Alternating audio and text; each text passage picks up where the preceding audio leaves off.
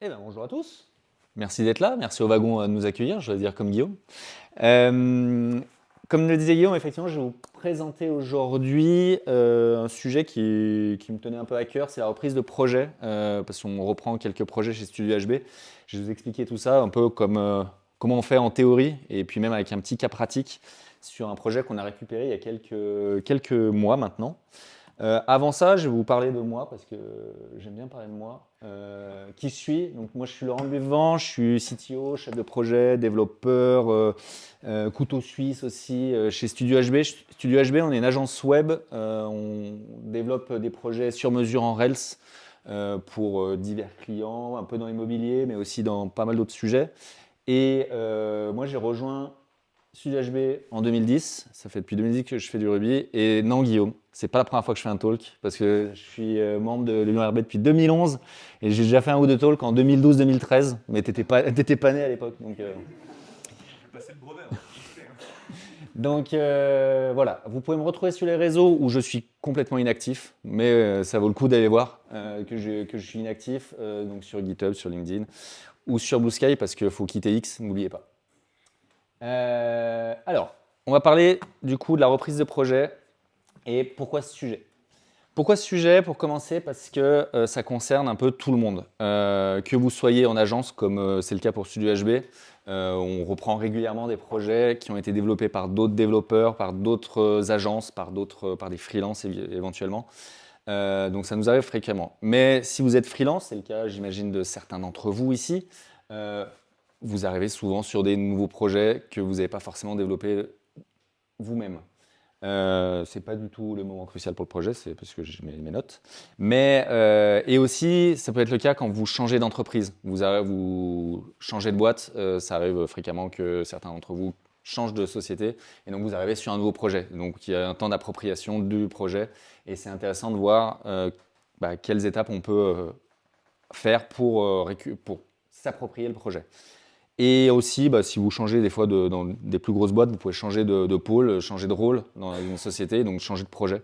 Et donc ça peut être intéressant de voir certains petits tips pour reprendre ces projets-là. J'ai déjà passé l'info d'après, c'est aussi pourquoi ce sujet, parce que c'est un moment crucial pour le projet. La reprise d'un projet, ça peut avoir un impact sur sa qualité, en fonction de la manière dont on va le reprendre, et aussi sur la continuité dans les développements qu'on va apporter au projet. Ça peut avoir une aggravation de la dette technique si on s'y prend mal. Ça peut être aussi un ralentissement de votre équipe de dev. Si vous gérez une équipe de dev et que vous n'avez pas fait gaffe à ce que vous étiez en train de reprendre, vous êtes en train de planifier avec votre client que vous allez faire telle tâche dans le temps qui est imparti, et puis au moment de lancer les développements, vous apercevez que c'est du Rails 4 et du Ruby 1.8. C'est super pour mettre votre petite chatte avec Action Cable. Ça va être plus compliqué de le faire. Donc, c'est important de bien préparer ça avant de commencer à mettre vraiment les mains dans le cambouis.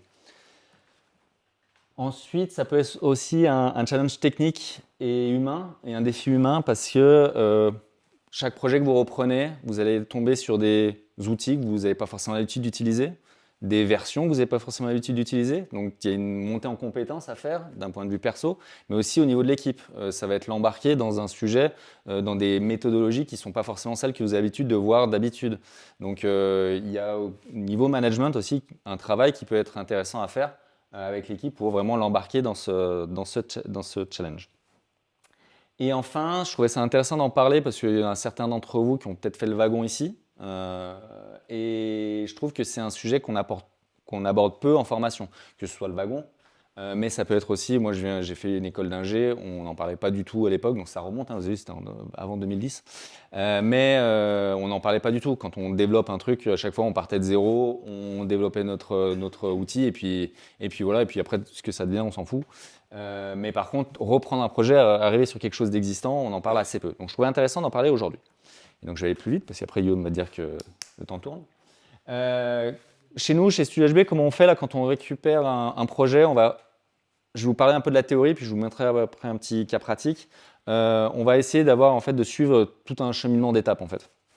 La première étape, ça va être, et je pense que c'est une des plus importantes, c'est la compréhension du métier. Avant d'aller dans le code, avant de commencer à mettre les mains dans le cambouis et vraiment de comprendre comment fonctionne le code, c'est comprendre en fait les problématiques que rencontre votre client, votre employeur et surtout les personnes qui utilisent cette application. C'est vraiment un sujet pour moi qui me tient à cœur parce qu'on a trop tendance à aller voir directement dans le code et tout comment ça marche alors qu'on ne sait même pas ce que fait l'application. C'est plus intéressant de comprendre ce que fait l'application, puis après quand on lit le code, c'est tout de suite plus parlant. Et c'est après en fait justement qu'on va commencer à analyser le code. Pour ça, on va utiliser certains outils, certaines méthodes. Moi, par exemple, ce que je vais faire, c'est que je vais voir le gemfile. Je vais voir quels sont les gemmes qu'on va avoir dans le projet pour me donner une idée un peu de ce qui est utilisé. Est-ce qu'il y a Devise pour l'authentification? Est-ce qu'il y a ActiveAdmin pour la gestion des interfaces admin ou pas? Je vais voir aussi les routes pour voir un peu l'arborescence du projet. Et puis ensuite, on va pouvoir faire une petite analyse quantitative. Il y a certains outils qui vont nous permettre de voir, grosso modo, le volume de lignes de code qu'on a dans notre projet. Et puis on va faire aussi une petite analyse qualitative. On a la partie, tout ce qui est suite de tests. Est-ce qu'il y a une suite de tests? Oui, non. Est-ce qu'elle est verte? Oui, non. La couverture de tests, intéressant à voir si déjà il y a des outils qui le permettent de le voir. Et puis on va pouvoir voir aussi les versions des outils. Est-ce qu'on est sur, comme je disais tout à l'heure, du Rails 4? Est-ce qu'on est sur du Rails 8? Est-ce qu'on utilise des gemmes qui sont dépréciées, qui sont encore maintenues, etc. Donc, des choses intéressantes à voir. Et aussi, on peut utiliser des outils. Je vous montrerai tout à l'heure un rapport de Ruby Critique, je ne sais pas si vous connaissez, qui permet d'avoir une étude qualitative de votre projet. Est-ce que ça suit les bonnes pratiques? Et donc, on va pouvoir utiliser quelques outils comme ça que je vous montrerai et qui nous permettent de faire l'analyse du code. Ensuite, nous, ce qu'on fait chez StudioHB, généralement, c'est qu'on va faire un espèce de rapport d'étonnement qui va se transformer, qui va se matérialiser en rapport d'audit, qui va nous permettre de voir en fait la prise en main, comment elle s'est déroulée. Est-ce que l'installation du projet s'est faite de bonne manière? Est-ce que les versions qu'il y a sur votre projet sont à jour? Est-ce qu'il y a des choses qu'il faudrait refactoriser? Comment se passe la suite de tests? C'est intéressant vis-à-vis d'autres clients. Souvent, en agence en tout cas, on a les clients qui ont leur projet, savent ce qu'il fait, mais derrière ne savent pas ce qu'il y a sous le capot en fait. Et donc c'est intéressant d'avoir un arrêt sur image à un instant T de votre projet, il y a ça à l'intérieur et voici ce qu'on vous préconise pour améliorer votre projet. Les préconisations, ça va être peut-être d'améliorer la suite de tests, ou faire en sorte qu'elle soit verte. De la refacto, si on a des choses, si on a un projet qui est assez ancien, il y a certainement des améliorations en termes de façon de faire, de bonnes pratiques, et donc on va peut-être proposer de faire un peu de refacto. Voilà, ça peut être de passer par ça. Et après, ce qu'on aime bien nous faire chez StudioHB, ça va être commencer par une période de debug. C'est intéressant de commencer par des bugs plutôt que de commencer par faire des features pour plusieurs raisons. C'est que s'il y a un bug, c'est qu'il y a un pain point de votre client. Il a quelque chose qui le bloque, qui l'empêche de travailler correctement. Et c'est intéressant de commencer par ça, c'est que ça va instaurer une relation de confiance avec votre client. C'est que là, vous débloquez quelque chose, lui, ça va le soulager, entre guillemets, c'est un peu comme si vous allez chez le médecin, ça va le soulager, et puis, et de votre côté, vous aurez commencé à mettre les mains dans le cambouis et à comprendre comment fonctionne le projet. Donc, c'est des petites choses qui sont assez rapides généralement à faire et qui permettent de vraiment comprendre aussi comment le client fonctionne pour entamer la suite et commencer à proposer des améliorations. Parce qu'une fois qu'on a vu un peu comment fonctionnait le projet, qu'on a mis un peu les mains dans le code, qu'on a vu comment fonctionnait le client, on peut se permettre de lui dire, écoute, maintenant, est-ce que je te propose, là, s'il y avait un bug, c'est qu'il y avait peut-être un test qui manquait. Je te propose d'améliorer la suite de tests là-dessus. Ou s'il y avait un bug, c'est peut-être parce qu'il y avait quelque chose au niveau de la qualité du code qui n'était pas bonne et donc commencer à retravailler un peu l'outil. Pour ça, on va utiliser des outils comme Rubocop, je ne sais pas si vous connaissez cet outil, qui va permettre d'apporter une espèce d'uniformité dans l'écriture de votre code et tout en respectant les bonnes pratiques qui sont en cours sur le projet. Je vous montrerai tout à l'heure aussi un rapport de Rubocop. Ce qu'on va préconiser ensuite, c'est s'il y a besoin, ça va être faire toute une partie de montée en version. Des outils. Comme je disais tout à l'heure, si on est en Rails 4, on va lui proposer rapidement de passer en Rails 5, puis 6, puis 7, voire 8. Vous voyez, je l'ai fait même après le debug. L'idée, c'est comme je disais, de commencer par de faire en sorte que le client on résout tous ses problèmes, et puis après on va mettre une stack qui soit pour votre équipe et pour votre client qui soit la plus pérenne possible. L'idée c'est que si vous avez une stack qui correspond un peu mieux à ce que votre équipe a l'habitude d'utiliser ou vous-même, les développements après par la suite de nouvelles fonctionnalités sont d'autant plus efficaces. Et justement, pour toujours rester dans cette dynamique d'amélioration, on va proposer, si besoin, de refaire un peu de refacto de l'existant, si vous vous apercevez qu'il y a des choses qui ont été codées avec les pieds, ou codées il y a trop longtemps, et qui maintenant il y a des meilleures choses. Et ensuite, c'est là où on va commencer à pouvoir travailler sur les features. Donc vous voyez, il y a plusieurs étapes avant de commencer vraiment à travailler sur les features. Et moi, ce que je vous préconise, enfin ce qu'on essaie de faire chez StudioHB, c'est plutôt de travailler sur des features indépendantes de l'existant. Pourquoi? Parce que ça évite de toucher des trucs trop cœur de métier sur lesquels on n'est pas encore trop à l'aise, et toujours tout en s'appropriant la manière de travailler avec le client, et que lui aussi comprenne votre manière de travailler tout en évitant de trop modifier le cœur de métier. Après, il y a des projets qui s'y adaptent plus que d'autres, et c'est là où on essaie de prioriser un peu les actions. Et enfin, c'est là où on rentre dans le cycle classique d'un projet. Vous allez pouvoir commencer à modifier, faire des mises à jour sur des besoins de votre client, sur des fonctionnalités qui sont déjà en place. Une fois qu'on a dit tout ça, donc ça c'est de la très belle théorie, maintenant je vais vous montrer un petit cas pratique qu'on a eu sur un projet que vous connaissez peut-être, c'est l'Accordé. C'est un espace de coworking que si vous êtes freelance, vous avez certainement entendu parler, et sur lequel on intervient chez StudioHB depuis 2 ans. Donc on a récupéré un projet. L'Accordé, de quoi on parle surtout, c'est que c'est un projet qui a 5 applications Rails distinctes pour gérer leur ensemble leur écosystème. On a une première application qui s'appelle Canbase, qui est leur outil de gestion interne qui permet de gérer les réservations, la facturation, etc. On a le refuge. Si vous êtes déjà allé à l'Accordé, vous avez certainement allé sur le refuge. C'est un peu leur réseau social où c'est un espèce de forum qui permet d'entraide. On a une partie paiement où vraiment c'est une interface juste pour les payer haute facture. On a une mini-application aussi qui s'appelle Gardien qui est importante. Alors cette application, elle permet de centraliser toutes les notions de badge. Quand vous allez badger à l'entrée de votre espace de coworking et sortir, il y a des mini contrôleurs qui stockent tout ça et qui envoient les informations à Gardien. Et Gardien centralise tout ça pour après déclencher toute la partie facturation. Et enfin, on a une mini-application qui s'appelle l'espace client qui permet de fermer les sessions. Par exemple, si vous sortez et vous oubliez de badger, ou vous sortez avec un collègue et vous ne badgez pas, plutôt que de vous facturer 65 heures, cette application va vous fermer la session de manière assez intelligente pour ne pas vous surfacturer. Bref, voilà. Donc on a un écosystème de 5 applications. La plus ancienne a été créée en 2013, donc ça veut dire qu'on peut avoir une dette technique qui commence à être importante. On a 10 ans, des applications qui ont plus de 10 ans, et aussi qui ont été développées par différents intervenants avant nous. D'abord par une équipe de dev en interne, puis qui s'est plus ou moins effacée au fur et à mesure, et ça a été maintenu par une agence avec un dev historique en support. Donc ça veut dire plusieurs cerveaux, plusieurs façons de faire au fur et à mesure du temps. Et donc du coup, ça peut être un défi quand on commence à ce genre d'application. Nous, on l'a repris à l'été 2023, et ce qu'il faut savoir, c'est que l'appli était assez à jour déjà à l'époque. Elle l'est toujours aujourd'hui, donc on essaie de les maintenir assez à jour. Donc bon, quand j'ai fait les slides, vous allez me dire, on n'est déjà plus à jour, parce que là, on est donc on a fait le monter en version sur 3.3.6 et Rails 7.2. Maintenant, il faudrait qu'on soit sur Rails 3.4.2, je crois, et Ruby 3.4.2 et Rails 8. Mais bon, on est assez à jour par rapport au volume d'application. Donc l'idée, c'est de voir par rapport à la théorie que je vous ai donnée, comment on l'a mis en application sur l'Accordé. Autant faire ça sur un vrai exemple. Déjà, pour commencer, la compréhension de métier.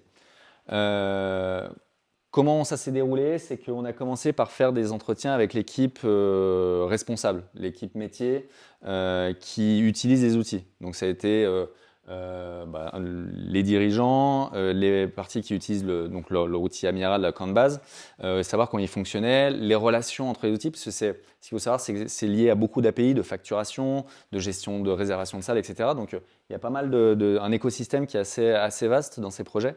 Et donc c'était bien comprendre comment ça s'articulait. Ensuite, ce qui a été très intéressant sur ce projet, et si vous avez l'occasion de reprendre des projets, je vous conseille de le faire, c'est avoir une continuité avec l'équipe sortante.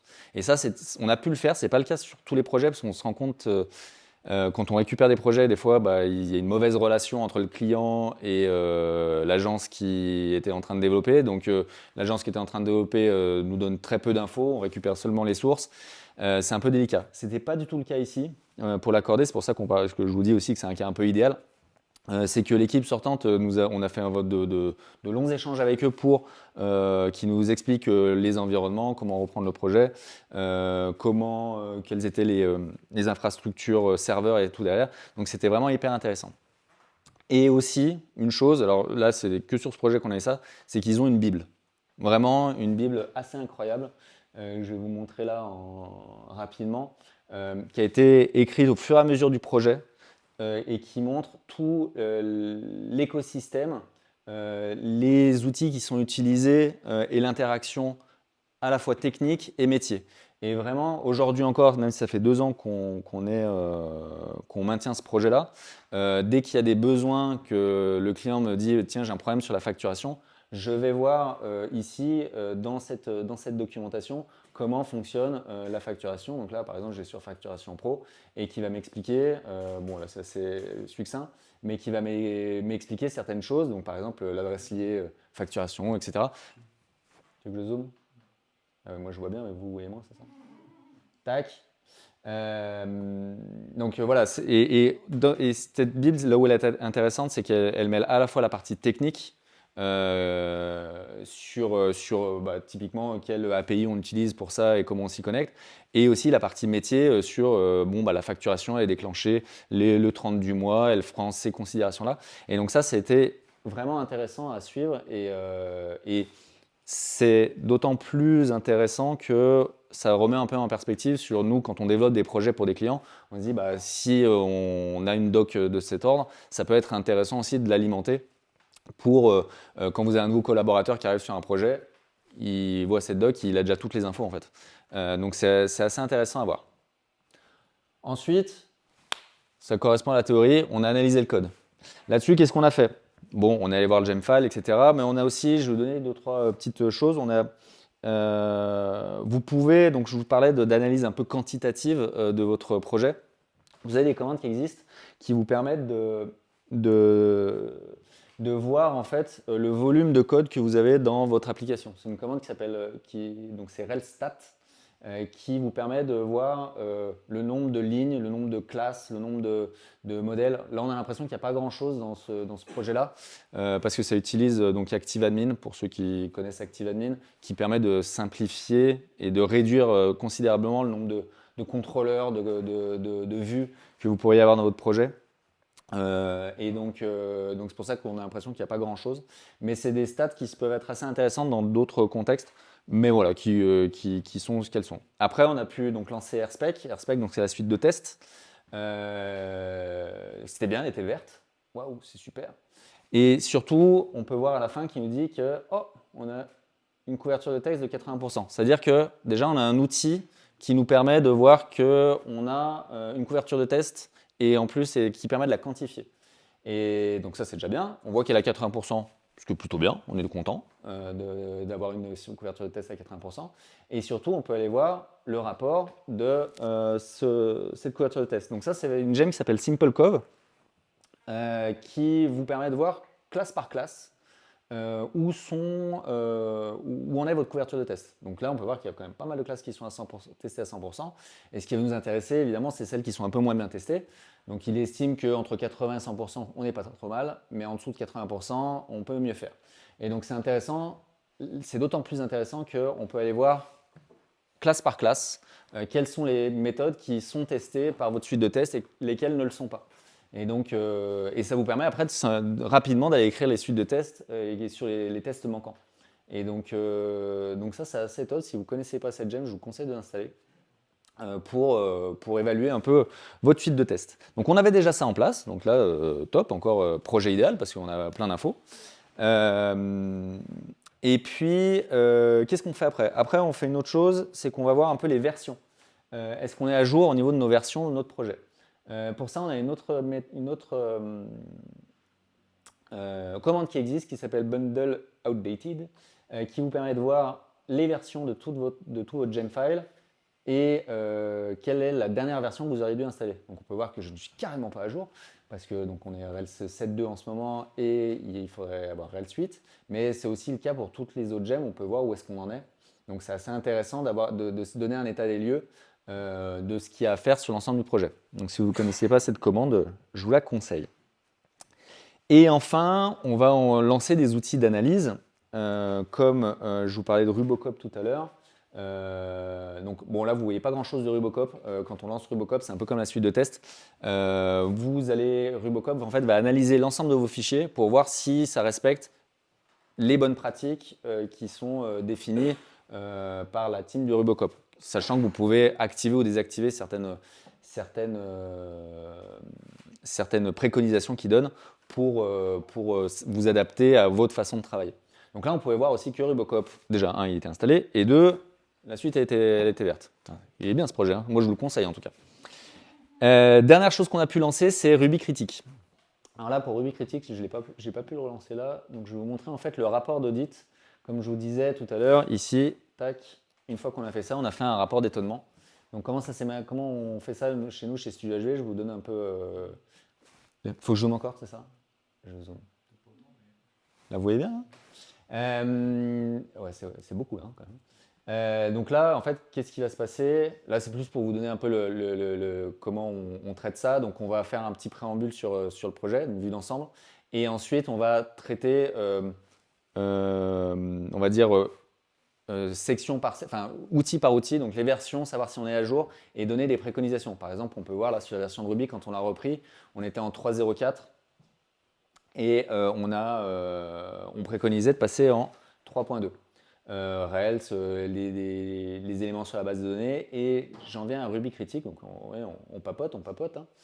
On a dit des choses, et Ruby Critique, ce qui est intéressant, c'est qu'il vous donne des rapports, voilà, des rapports sur la qualité de votre code. Donc on a Rubocop qui vous permet d'avoir une uniformité au niveau de votre code sur l'ensemble de vos classes, et Ruby Critique, lui, va analyser la manière dont vous avez développé et vous donner une note, un peu comme les diagnostics énergétiques, voir si vous êtes si vous avez une base de code qui est plutôt solide ou s'il faut retravailler des choses. Et donc là, ce qui était intéressant, c'est qu'on était déjà dans une base de code qui était plutôt propre. Donc on se dit, quand on récupère un projet comme ça, on est plutôt serein, on est plutôt dans des petits choses. Donc une fois qu'on a fait ça, on a fait ce rapport, on a donné quelques précos et on est rentré dans cette phase de débugage que je vous parlais tout à l'heure. Donc là, typiquement, on avait un problème de double facturation. Ce qu'il faut savoir, c'est que quand le process de facturation qui est déclenché tous les mois, ils ont beaucoup d'encodés, ça se prend un peu de temps, ça appelle pas mal d'API différentes, et donc ça prend 1 à 2 heures quand on... il y a une tâche qui prend 1 à 2 heures pour générer toutes ces factures, et qui peut malheureusement s'arrêter pour X raisons. Là, typiquement, c'était qu'on appelait l'API de facturation, on l'appelait un peu trop souvent, et au bout d'un moment, elle a dit ça fait trop d'appels, donc elle a coupé la tâche. Et on peut la relancer, donc pas de problème. Et le problème, c'est que en la relançant, il y en a certains encordés qui se sont fait facturer 2 fois. Si vous étiez parmi ceux-là, désolé. Mais sachez que ça a été l'un des premiers sujets sur lesquels on a fait du debug. Et comme je disais, au niveau de la relation, c'était assez positif parce qu'on a vraiment répondu à un problème important auprès de l'accordé, et en même temps on a compris comment fonctionnait le système de facturation, qui est un truc un peu relevé, et donc du coup c'est vraiment du gagnant-gagnant sur cette relation-là. Allez, je finis vite parce que Guillaume me fait les gros yeux. Là, ce qu'on a fait après, les montées en version, sur les 5 projets on est passé de Rails 6 à 7, on ne l'a pas fait en une semaine. On a pris le temps, d'une part parce que il faut des budgets pour ça, ça prend du temps. On a 5 applications pour le faire, donc on a pris le temps de le mettre en place. Ça a pris 6-8 mois de le faire sur l'ensemble des applications au fur et à mesure. Et enfin, on n'avait pas besoin de faire de mise à jour, vous avez vu, tellement de refacto, parce qu'on a une qualité de code qui était plutôt bonne. On n'a pas pris le temps d'améliorer la suite de tests parce qu'il y avait déjà une couverture qui était déjà assez bonne. Donc on est passé tout de suite après à la partie mise à jour des features existantes, et notamment par exemple c'était sur le paiement, passer en 3D Secure version 2. Voilà donc pour l'accorder. Et donc en conclusion, pour finir vite et laisser ma place aux petits camarades, la reprise d'un projet, c'est quoi? C'est une étape clé pour le projet et pour votre équipe. C'est important de prendre le temps de la faire, sinon vous pouvez retrouver, vous allez avoir des surprises. Vous, pour la reprise de projet, ça peut vous mettre en difficulté vis-à-vis de votre client, mais aussi en difficulté vis-à-vis de votre équipe, si vous êtes alors, un peu dans la posture à gérer des équipes de développeurs, mais aussi vous-même si vous êtes en train de développer. C'est, on l'a vu, une succession d'étapes à franchir. C'est une compréhension du métier avant celle du code, et j'insiste là-dessus. Vraiment, essayez de comprendre d'abord ce que fait votre client avant de comprendre le code qui a été développé. Et, voilà, et surtout aussi, c'est un processus qui prend du temps. Ne pensez pas que vous allez reprendre un projet et que vous allez commencer à développer des features demain. Une fois l'avoir repris, c'est vraiment prenez le temps avec vos clients de le faire. Et ça se passera bien. Voilà. Merci, j'étais peut-être un peu speed à la fin. Si vous avez des questions, bah, vous pouvez les poser. Si vous n'avez pas de questions, posez-vous des questions. Et si vous avez un projet de reprise, n'hésitez pas à aller sur studiohv.com. Nous serons ravis de vous accompagner.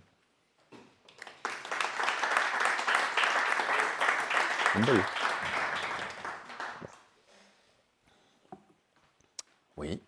Question, est-ce que dans le rapport d'étonnement ou d'audit, vous mettez en avant explicitement les questions de sécurité?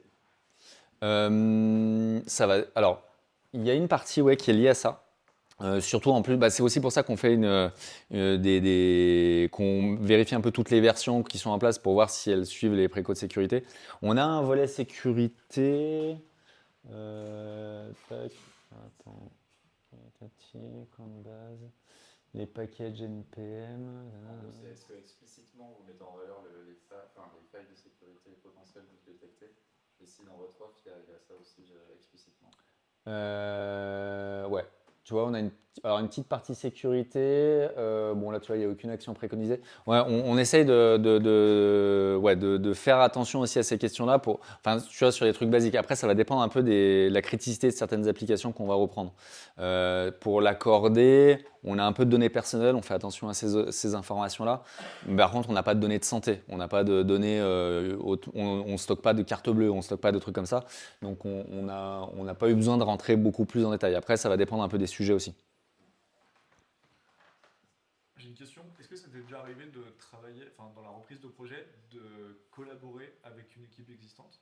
Et dans ce cas-là, comment ça se passe par rapport à tout ce que tu as dit? Est-ce que vous accompagnez juste, est-ce que vous arrivez à faire votre petite place ou est-ce que Ouais, alors, quand on va reprendre alors, c'est un peu différent quand tu vas intégrer une équipe que quand tu vas reprendre le projet en interne et gérer tout l'aspect. Si tu veux, ça nous arrive fréquemment d'être missionné pour intervenir sur un sujet précis dans un projet. On va pas faire toute cette étude-là, en fait. On va se cantonner vraiment plus à une analyse, alors compréhension du métier évidemment, et une analyse un peu du code pour comprendre, voir là où on met les pieds. Mais après, on va pas faire tout l'aspect. Alors, si on voit des choses qui nous sautent aux yeux, on va faire un peu de préco. Mais comme il y a déjà une équipe qui bosse dessus, on va leur dire ce serait bien que vous fassiez ça. On peut vous le faire pour vous aussi, mais après, on fait pas forcément toutes les étapes qu'il y a ici parce que nos missions sont généralement plus courtes. Il y a une équipe de dev en interne, c'est une mission ponctuelle, ils ont besoin de nous pour faire une feature particulière, et après, généralement, la mission s'arrête. Est-ce que vous avez des difficultés parfois pour vendre aux clients des missions qui n'ont pas forcément une valeur évidente quand on regarde pas sous le capot, notamment Ouais. la montée de version, toutes ces choses? Ah ouais, on a ouais, c'est un vrai problème, c'est un vrai sujet. Non, c'est un vrai sujet, d'autant plus que en agence, tu as une bonne partie de tes clients qui sont peu acculturés sur les problématiques web en fait, les problématiques informatiques si tu veux. Donc ils comprennent pas effectivement pourquoi ils auraient à dépenser pour faire des montées en version. Donc ouais, c'est un vrai sujet, mais c'est beaucoup plus simple de le faire au moment où tu fais une reprise de projet que quand c'est un projet que toi tu maintiens depuis plusieurs années en fait. Parce que là, comme il y a un changement d'équipe, tu fais vraiment un arrêt, tu dis, bon écoutez, moi j'ai diagnostiqué ça, En plus, tu peux dédonner sur le fait que c'est pas toi qui l'as fait. Surtout quand c'est de la question de la refacto. Les clients ont du mal à comprendre pourquoi tu as besoin de refactoriser ton propre code en fait. Alors que quand c'est du code de quelqu'un d'autre, c'est plus facile à lui faire passer. Donc ouais, c'est une vraie problématique qu'on a. Alors souvent, on oriente la discussion autour du prise de la sécurité et de la performance. Enfin, c'est vraiment la partie sécurité qui va convaincre le client. Il y a des clients qui sont assez peu acculturés sur ces domaines-là. Merci. Ben, comme vous voulez, prenez. Non, je me posais une question parce que tu as présenté en disant c'est bien de faire des montées de version et tout, et là tu as de la chance, tu es parti de Rails, je sais pas, 7, un truc comme ça. Mais moi, ça m'est déjà arrivé d'avoir des propositions de mission où en fait le mec te dit moi je suis en Rails 4, on est déjà en Rails 7, et du coup ce serait quoi la stratégie pour passer de 4 à 7 entre guillemets d'un coup? Et est-ce que en gros tu pourrais te dire je fais les montées tranquillement, je corrige les tests à chaque fois, etc. Ou est-ce que Non, c'est un gros gap non, quand on fait les montées en version, là, on passe de majeur en majeur. Si tu dis Rails 4, tu passes en Rails. Même en principe, ils préconisent de passer de Rails 4.0 à 4.1, 4.2, 5.0. Bon, généralement, là, sur les grosses, au début, je passe de 4.0 à 5, de 5 à 6, de 6 à 7. Et sachant qu'il y a Ruby aussi à faire en même temps. Donc là on sort un peu de ce sujet-là, mais effectivement ouais, on fait d'étape en étape. Si tu passes de 4 à 7, c'est vraiment galère on l'a même pas essayé. sur des petits projets, ça peut être. Ah oui, remarque sur les types, ouais. Tu as beaucoup de tests à corriger à chaque passage. Je sais pas, c'est une question ouverte. Ouais, le truc c'est que tu es obligé quand même, quand tu passes de 4 à 7, tu es obligé de monter ta stack, toutes tes gemmes, toutes tes dépendances d'un seul coup. Et là, tu as vraiment une grosse quantité. Avant de commencer à faire en sorte que quelque chose fonctionne, tu vas passer beaucoup de temps. Alors que quand tu vas passer de 4 à 5, tu vas peut-être mettre à jour 20% de ton gem file. Et puis après, de 20% à nouveau quand tu fais 5 à 6. Donc, en tout cas, et c'est ce que préconise Rails dans sa doc, c'est que quand tu fais les montées en version, tu passes même de mineur en mineur, puis la majeure. Je réponds à ta question? Un phénomène aussi qu'on peut faire, c'est que quand on fasse une application pour reprendre, c'est qu'il y a une norme de code qui est déjà, une homogénéité qui est déjà quelque part super forcément les bonnes pratiques. Ouais. Et du coup, est-ce que vous faites le deuil des bonnes pratiques pour respecter l'homogénéité, ou est-ce que, parce que souvent c'est, enfin moi je fais face à ça et je me dis je préfère laisser une homogénéité, recoder de la même façon pour que ceux qui arrivent derrière puissent comprendre. En vrai, tu veux. Alors, généralement, on va suivre effectivement la manière dont ça a été développé dans le projet et puis après apporter nos touches au fur et à mesure. Là, typiquement, tous les projets de la Cordée utilisent ActiveAdmin. Nous, chez StudioHB, de base, on ne l'utilise pas. Et je ne suis pas le mec le plus à l'aise avec ActiveAdmin, ça me fait un peu chier des fois de l'utiliser, tu vois. Mais malgré tout, je n'ai pas tout recodé avec un back-office différent, alors que ça marche très bien avec ActiveAdmin. Alors après, ouais, alors faut voir aussi qu'avec Rails, on a quand même une structure qui nous permet d'avoir quelque chose qui est semblable entre deux projets. Après, ça dépend. Mais nous, moi, ça m'est arrivé de refuser des projets. Ça m'est arrivé de refuser un projet parce que effectivement, il était trop éloigné. La façon dont c'était développé, je ne vais pas cracher sur ce qui a été fait et tout. C'était trop éloigné de la manière dont nous on le faisait. Et les préconisations que je donnais pour qu'on puisse le reprendre, le client a pas souhaité les financer. Donc du coup, très bien, je ne peux pas reprendre votre projet. Ou sinon, je vais vous surfacturer pendant un temps.